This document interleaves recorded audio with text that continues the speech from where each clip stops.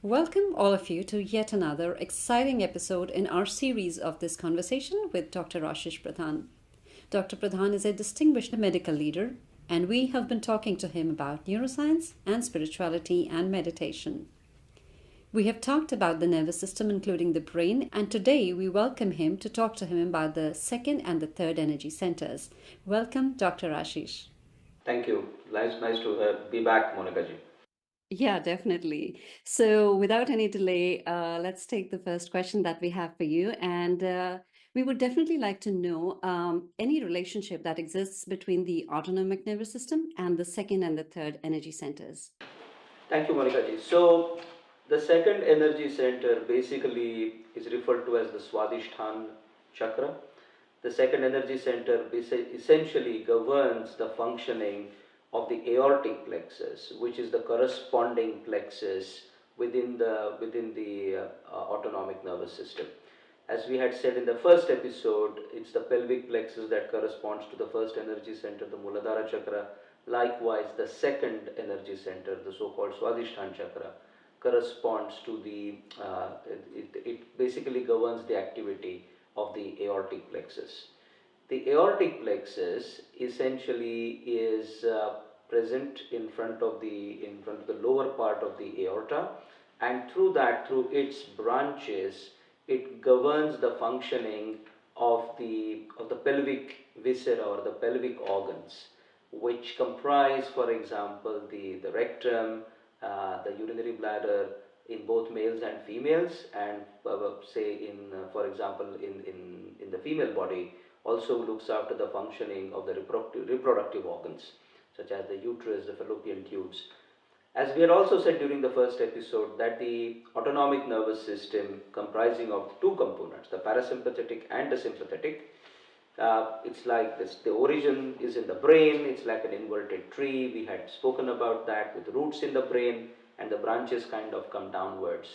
So the parasympathetic and the sympathetic essentially work very close to each other. They're the two main components of it. And one thing that we should remember, even as we look at these chakras, the first energy center which we did before, the second and the third energy centers with which we are going to talk about today, and the energy centers above that, they all function as one unit. It's a holistic unit. If we start adopting a kind of a Cartesian frame of approach, then the audience would be misinformed, and it's something that I would like to share with the audience, that we should look upon our entire system, all these 7 so-called energy centers or chakras, as well as the nervous system, because the nervous system functions as one unit. It is not discrete. It has component parts to it, but it still functions in harmony in its governance. So that is that's the second energy center and the corresponding plexus, which is once again the aortic plexus. So now, Dr. Pradhan, it seems that the void may not be an energy center, as is depicted in the human subtle system, but do tell us about that and about the correlation that it may have with the nervous system. Sure. So before we go to the third energy center, which is the Nabhi or the Manipura chakra and the corresponding plexus, the void is probably one of the most intriguing and interesting aspects of the entire subtle system, and also how it corresponds to the neuroanatomy. Now, there is a lot of research that has happened, particularly in the past century, more so in the past 30-40 years, that seems to suggest that the autonomic nervous system basically comprises not of 2 but 3 components. So you have the parasympathetic component, as is represented by the vagus nerve for the most part. You have the sympathetic component, which is basically the 2 chains of sympathetic ganglia that essentially run close to the vertebral column, outside of it. And then there is, hold your breath, it's called the enteric nervous system, the ENS.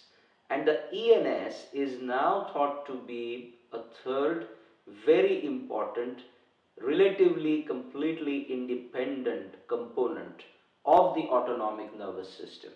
And the reason for this is that it has its own governing system that is not controlled directly from the brain.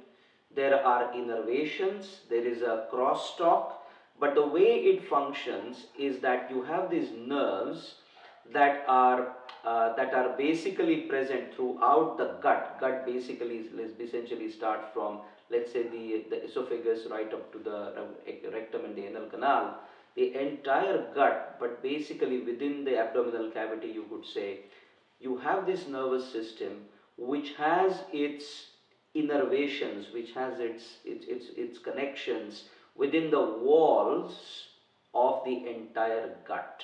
And through that, through neurotransmitters, through nerve impulses, through these kinds of neurohormones, it basically controls in a relatively independent fashion the functioning of the entire gut. So what does that mean? Basically, when we eat something, right, you chew, you masticate basically, and then you swallow. When you swallow, that begins the process, or what enables swallowing, as we call it, is peristalsis. Peristalsis is this movement of the gut that allows food to propel from point A to point B to point C, point D, all the way down, and that is how the nutrients are absorbed from what we eat in our food, or whatever we drink basically is absorbed. So that is possible because of peristalsis. Now peristalsis is possible, this movement of the muscles of the gut is possible because of, again, we had spoken the last time around, of electrical impulses that are created within the nervous system. That's essentially what the nervous system is. It's an electrical system. So these impulses that are created within the gut are a function of the enteric nervous system. So this ENS, or the enteric nervous system, is now considered to be an independent unit. If you look at the subtle system, now this comes to the relationship with the autonomic nervous system to answer your question. If you look at a graph of the so-called subtle system that we have in our body, you notice that it starts from here, and it starts from the bottom, let's say, and it stops at the second energy center, and then from the second energy center to the fourth energy center, it's like you can see a dotted kind of a line. And that, from a spiritual point of view, is considered a void. Void essentially is nothingness, that there is nothing there. And that is extraordinarily interesting because the parasympathetic nervous system, it gets a little technical, but it is of immense consequence and great sort of interest. So the parasympathetic nervous system consists of two sources of outflows, as we call it. Where does it come out from? One is the cranium, from where we have basically the middle part of the brain, the midbrain, from where the nerves kind of come out. From where also one of the cranial nerves is the vagus nerve, which comprises the major part of the parasympathetic nervous system that innervates all the organs. And then you have the sacral outflow. So you have the craniosacral outflow. So there are two sources of outflows, but there is nothing in between. And that, to me at least, is very interesting from a correlation point of view of that gap in the parasympathetic nervous system. That there is the cranial outflow and there is the sacral outflow, but there is nothing in between. It doesn't mean there are no nerves. There are nerves. The vagus basically does innervate it. But that gap, to me, corresponds to the void.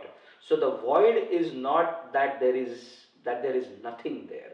The void essentially is a way of communicating that there is this gap in the parasympathetic nervous system, and that gap needs to be bridged, if you will. So once again, in the subtle system, there is the dot dot dot, it's kind of a dotted line from the second to the fourth energy centers, with the third energy center coming in between, and that corresponds to the anatomy and the spiritual anatomy, and maybe the neuroanatomy of the nervous system. That said, back to the enteric nervous system. The enteric nervous system contains as many neurons. Hold your breath. As many neurons as there are neurons in the spinal cord. So you literally have billions of neurons in the gut. And that's why the gut enteric nervous system is now referred to as the second brain. So we have the brain, and now this is considered increasingly as the second brain, which is why gut health, the microbiome, the microbiota, these trillions of bacteria that live in our gut, that have been in existence with us since the time since we started our evolutionary journey. All of this, they control our mood, our emotions, our how we feel about, right? We eat good food, we feel good. If we are dyspeptic, if we are feeling something nauseated, that also impacts our mood. So increasingly, there is an understanding that the enteric nervous system, or the so-called, maybe the region that corresponds to the void, has an effect on our brain. It controls our mood, it controls our emotion, it manages our immune system as well. A lot of, say for example, inflammatory bowel disease or those kinds of diseases are now known to have that psychosomatic kind of a relationship, that inflammatory component. So there is a very sophisticated immune system that exists within the gut as well. So all of this comes together to form what may be called the void, or is called from a spiritual point of view the void, but it is anything but empty. And it has a very important role to play in our spiritual journey. So the third energy center, which is called as the Manipura chakra or the Nabhi chakra, that governs from a Sahaj point of view the action of a very well-known plexus called the solar plexus. The solar plexus in anatomy is actually called a celiac plexus, and it is kind of situated here between the umbilicus and the lower part of the sternum, but at the back of the body, just kind of behind the structures that lie there. And it's called a solar plexus because if you look at it, it kind of looks like a sun with kind of nerves sort of radiating from it. And that plexus, the celiac plexus, has a number of subplexuses, and that essentially, or those plexuses, control the functioning of the organs that are kind of quote unquote, very very important or very critical. Everything is important, but even more so the liver, the pancreas, the spleen. So the hepatic plexus has innervations, which is a subplexus of the celiac plexus. Looks after the functioning of the liver, or is involved with that functioning. Similarly, the pancreatic plexus and the splenic plexus. And of course, the upper part of the gut, which is say the stomach, the duodenum, the jejunum, so on and so forth. So again, as I said before, the third energy center, the second energy center and the third energy center, which is the Swadhisthana and the Nabhi, and the void, these three together, which is why we are covering them today in this episode, look after the functioning of the entire sort of organ systems, including the reproductive system, the excretory system, the kidneys, for example. They are all governed between these two energy centers through their innervations. This might be a great opportunity also to sort of understand in a very brief, like couple of minutes literally, couple of organs in the body that are also important from a spiritual point of view in a different way. It's kind of somewhat absurd to say that only some organs are more important than the other. That's not the point. What we are trying to say is a little different. So let's take the case of the liver, for example. Now the liver is considered a vital organ in the body. much like the heart and the brain and the kidneys. The liver is critical. It has a number of functions. But one of the most important functions, along with the fact that it produces bile and it helps to digestion in the digestion of fat, it stores the other form of glucose, that is glycogen. It has that. But the liver also detoxifies. It has a very important function in the sense that whatever food we eat, the nutrients that are absorbed from the gut first pass through the liver. It's called the portal system, the hepatic portal system, and it is where a lot of toxins are destroyed. So the liver is like your detoxification center, apart from its other aspects. In a way, as the founder of this system of meditation, Sri Mataji, has said, that the void is reflective of the ocean. And why that is so, and of the principle of the master. And the reason why that is so is that the ocean basically is something that takes in all of our toxins, and it in a way purifies them, and it is sent back to us in the form of clouds and then rain and so on and so forth. So it takes in, and of course we are polluting our oceans to a point maybe where humanity is going to face an even bigger issue, but that's outside of the purview of this discussion. But the liver, therefore, is very interesting. It therefore is kind of symbolic of that ocean within us that takes in the toxins, purifies them, and therefore nourishes the body. So that's the liver. It has a very important place in the meditative practice. It is also considered the seat of attention. So it's very interesting in people with attention deficit hyperactivity disorders, ADHDs. If you check their, see their vibrations, we see that they have an issue with the third energy center, which again it's very indicative of this issue, and is very very interesting as well. The second thing I wanted to mention today was also about the pancreas. The pancreas, as everybody knows, sits across on the sort of the left to right side, covers in the center, and it produces insulin and glucagon, two hormones that are very very important. Insulin everybody knows about because diabetes is practically part of the lexicon that we use. And insulin's main function is when you take sugar in, it drives the uptake of that glucose, of that sugar into cells. Because if that doesn't happen, that sugar is converted into fat, into triglycerides, which is the main problem these days, why we have obesity, and also eventually leads to insulin resistance, and then type 2 diabetes. So the reason why this is important from the Sahaj point of view, from the subtle system point of view, is that the brain only uses glucose as its source of energy.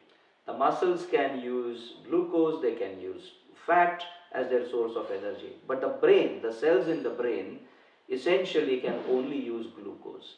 And that's why when we eat something, the sugar basically helps to keep the brain going. And as you can know, when we feel low, if we eat something, we feel better. That's because the sugar levels go up. And that is important from a spiritual point of view as well. Why? Because if we think too much, if we work too much, if we plan too much, it starts placing stresses on these two organ systems, particularly the pancreas. And that's where the relationship between the third energy center and the void or the enteric system all come together. So these are very interesting correlations between the spiritual system, the gross anatomical system, and the functioning of the human body. So, Dr. Pradhan, we'd also like to understand the relationship between these energy centers now and the nervous system at a human evolutionary level. Sure. So that's again a very fascinating, very interesting question. So as we alluded, or as we referred to just a little while ago, the enteric nervous system, the ENS, is actually considered a primordial nervous system. So when bacteria, so the most primitive life forms, when they started evolving in the primordial ocean, you might say in water, they were aquatic life forms, and from there evolution started, amphibians and then terrestrials. But if you look at the most primitive life forms and some of the most sort of more advanced amongst the aquatic life forms, multicellular organisms, what you find is that there is, when there is a kind of a gut, any kind of a system of alimentation, there is a nervous system.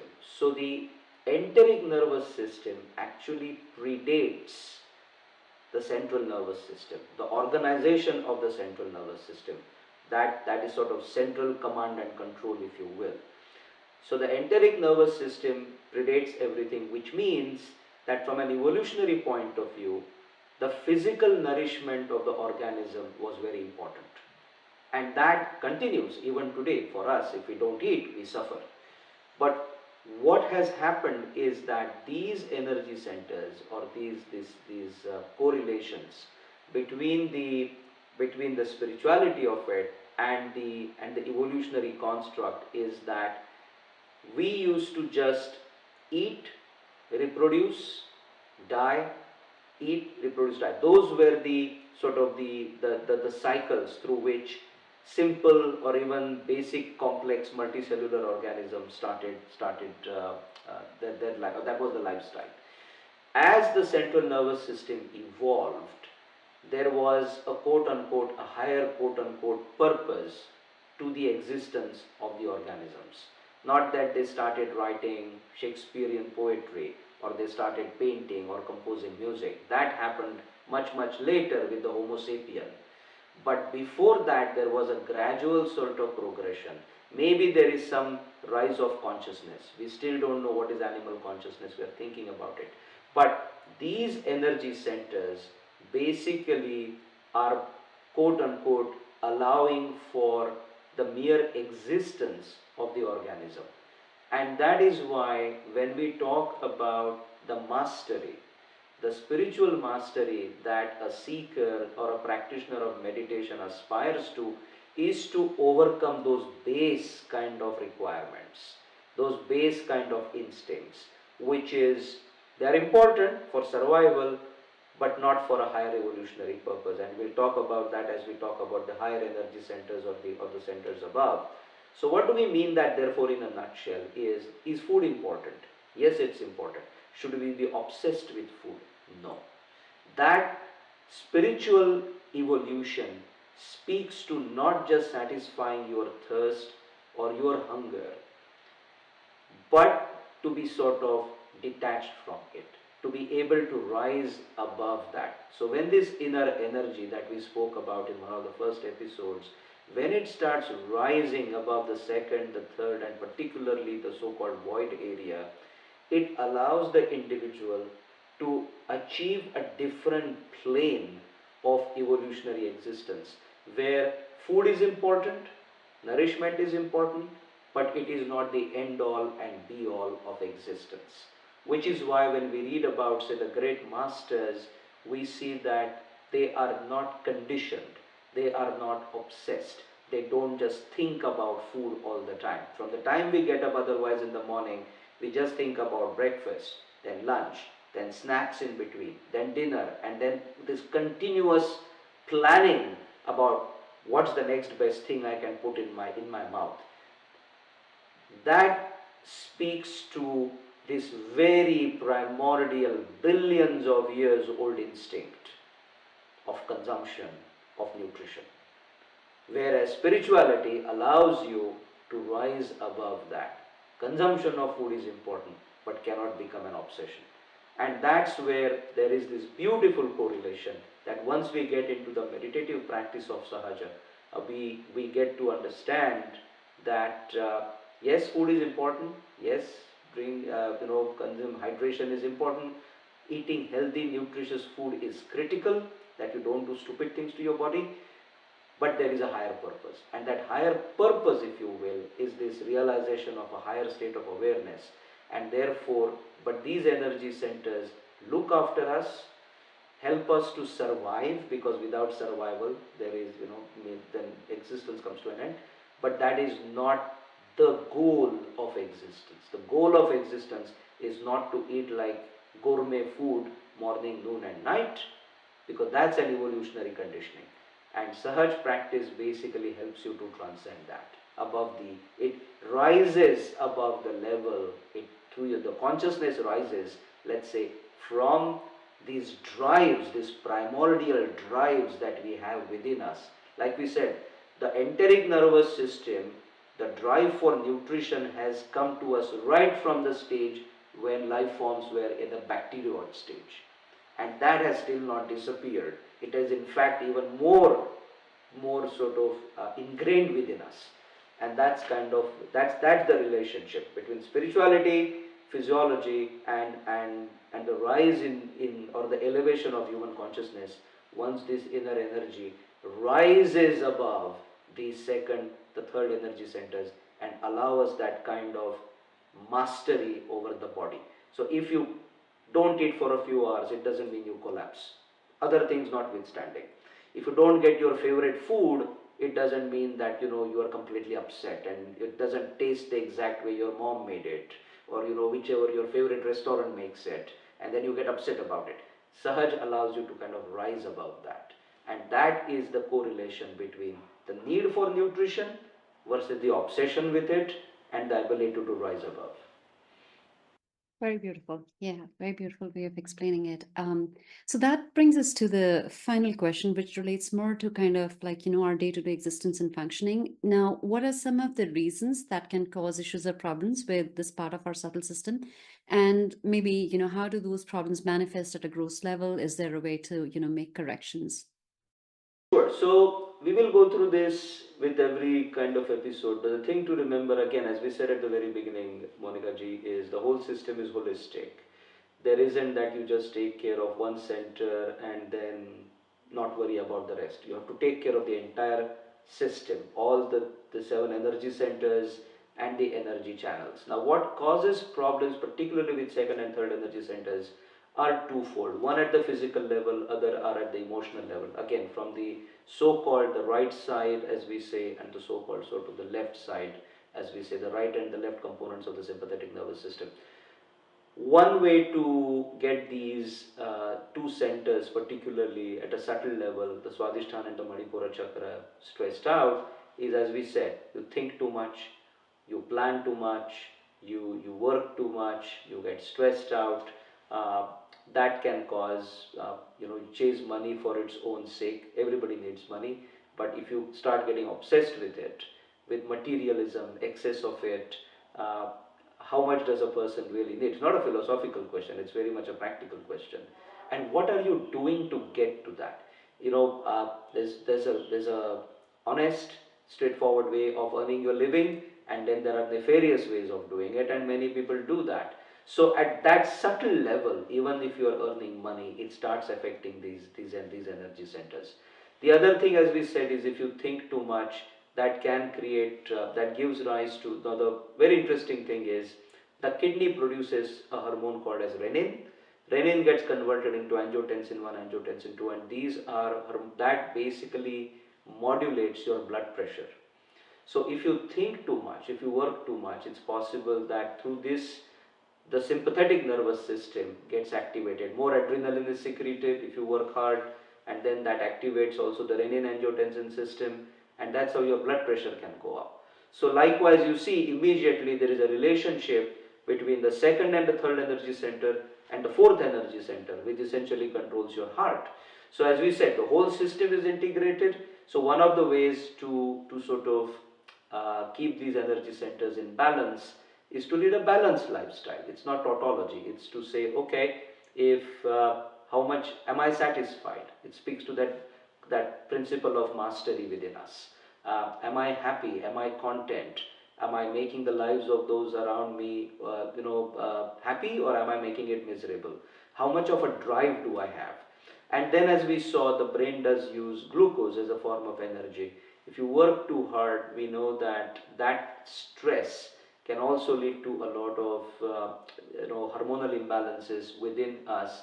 The insulin and glucagon, which are these two hormones that kind of work in consonance with each other. One increases sugar levels, the other drops it down. that can lead to insulin spikes if you if you eat too much, or if you eat at kind of hours that are not appropriate.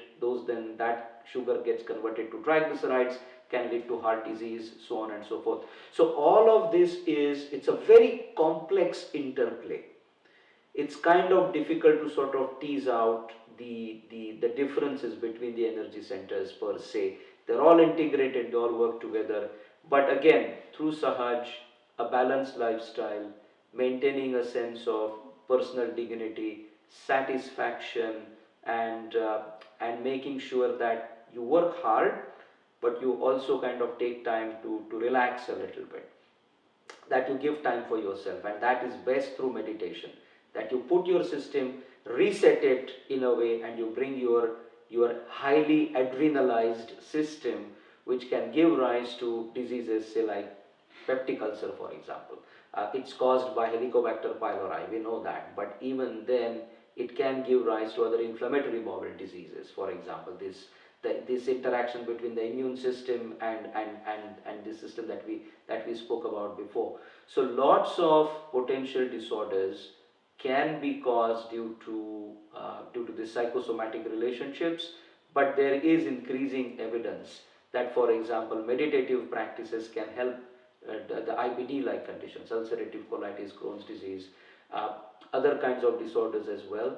So it's important to maintain a balance. It's important to maintain a sense of mastery, if you will. Food is important, but if you get obsessed about it, that's not nice either. And one should also know what is good for one and what isn't. So that sense of innate wisdom is also possible. So these are some of the things that can throw this system of balance, but it's both. It's on the physical side, thinking, activity, planning, over planning, and on the emotional side, or on the so-called other side, it's about avarice, it's about greed, it's about lack of satisfaction, it's about being conditioned about a particular kind of food all the time, or just driving towards it. Those are things that can cause imbalances in these energy centers. Also the so-called void, the enteric nervous system. But as you can see, it also has impact on the centers above and below it. It can cause issues with your Muladhara chakra. It can also cause issues with your heart chakra, and also the Agya chakra, which is the sixth energy center. But we'll talk about that as we go along. Well, this information definitely is very useful in itself. And I think it also makes us realize that we need to start having that shift in our awareness and understanding, to where we start knowing ourselves, understanding ourselves in a more integrated way. And I think to that intent, this series is becoming more and more interesting and more helpful. Well, we do thank you, Dr. Ashish, for your time today, for sharing all of that valuable information. And as always, we will now take our viewers through a guided meditation by the founder of this meditation, Srimataji Nirmala Devi. So stay with us, and thank you, Dr. Pradhan, for your time today. Oh, thank you very much, Monika. Always a pleasure. Look forward to the next one.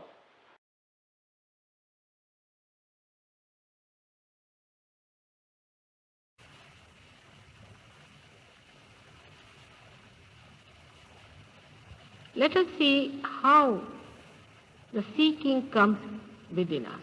From where? As shown here, there is a center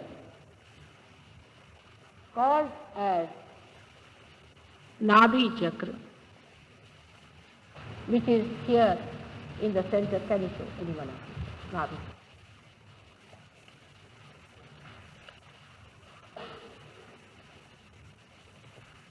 Which is placed in our spinal cord.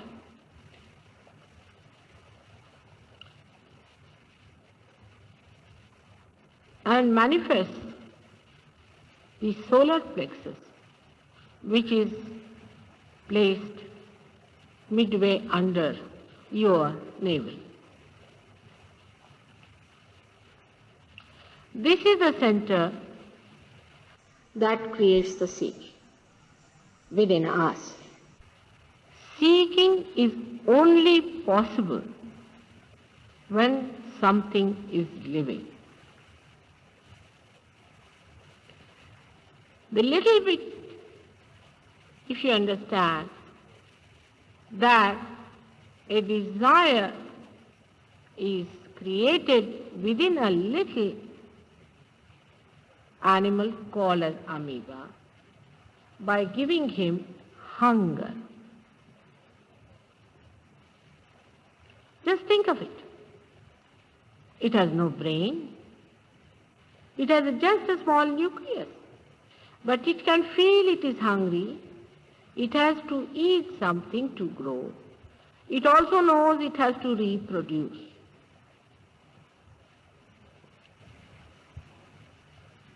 And then it starts seeking.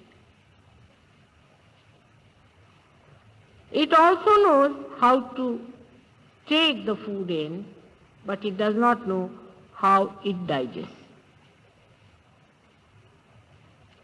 That part is not his job. Even for us, just the same. So the seeking starts in a little amoeba. And the whole evolution is based on that seeking, gradually improving and improving the ways and means of seeking, while the desire is that of food only, alone.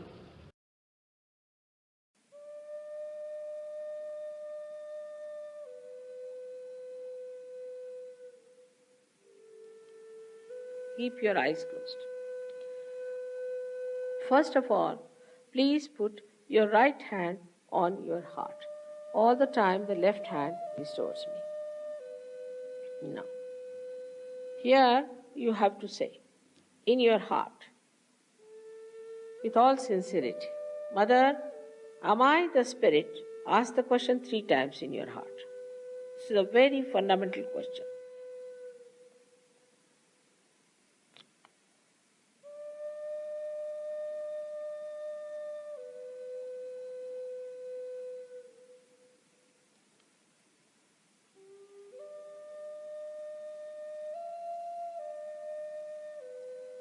Now bring the right hand on to the left hand side of your stomach, in the upper part. Here press it. Now this is the center of your mastery, your guidance, your Guru Tattva as they say. So ask a question, Mother, am I my own master? This is a question to be asked 3 times. Mother, am I my own master?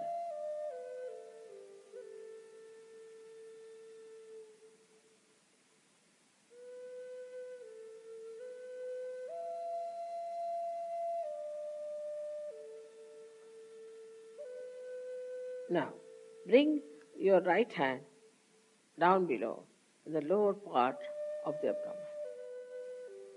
Now, this is the center from which all the divine work is done. All the pure work is done. So to ask 6 times, because this center has got 6 petals. Mother, please give me pure knowledge. 6 times you just ask. As a result of this asking, the Kundalini starts getting awakened.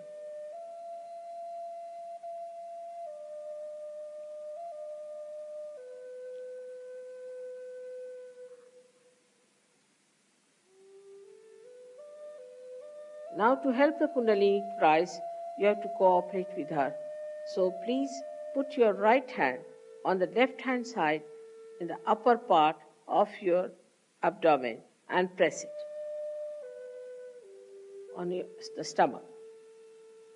Now here you have to say with full confidence, to help the Kundalini to rise, Mother, I am my own master. This you have to say 10 times.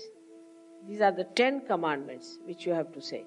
That, Mother, I am my own master.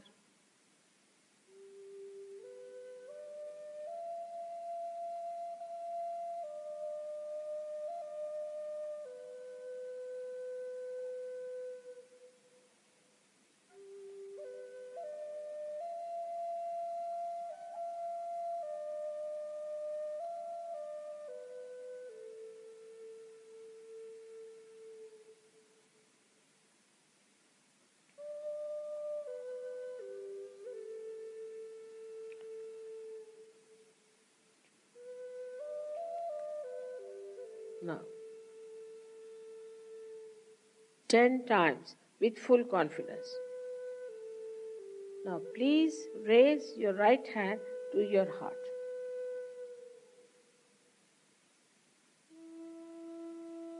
Now, here you have to say, again with full confidence, Mother, I am the Spirit. This is the truth. You are the Spirit. But you have to say with full confidence, Mother, I am the Spirit. This you have to say 12 times.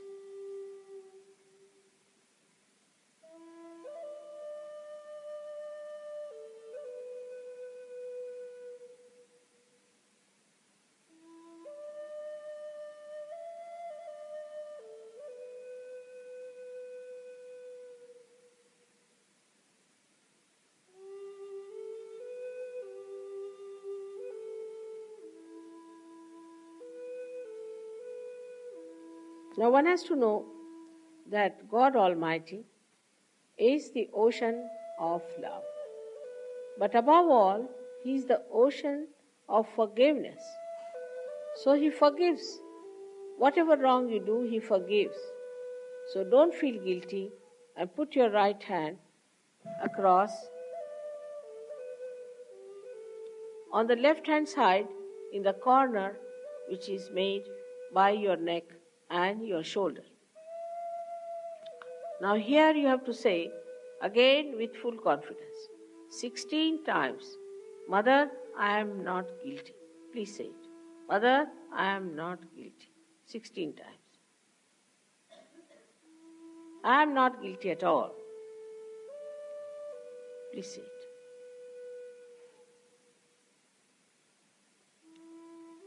Please say it.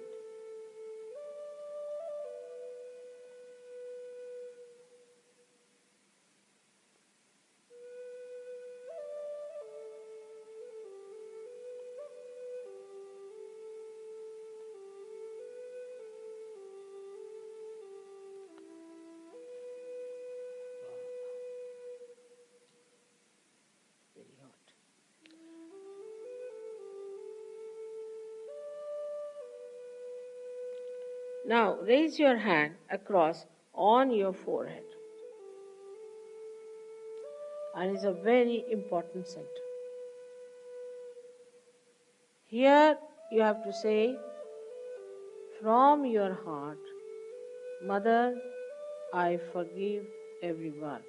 Please say it from your heart. How many times is not the point. Mother, I forgive everyone. Now some would say that it's very difficult to forgive. But it's a myth that we do not forgive or we forgive. We do not do anything in both the cases. But if we don't forgive, then we play into wrong hands. So please say from your heart, Mother, I forgive everyone.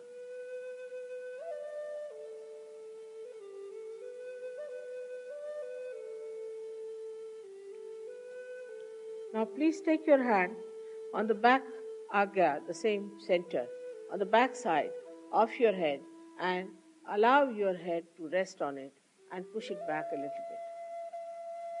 Now here, you have to say, for your satisfaction, because you always feel guilty, that, O Divine, if I have done anything wrong, please forgive me.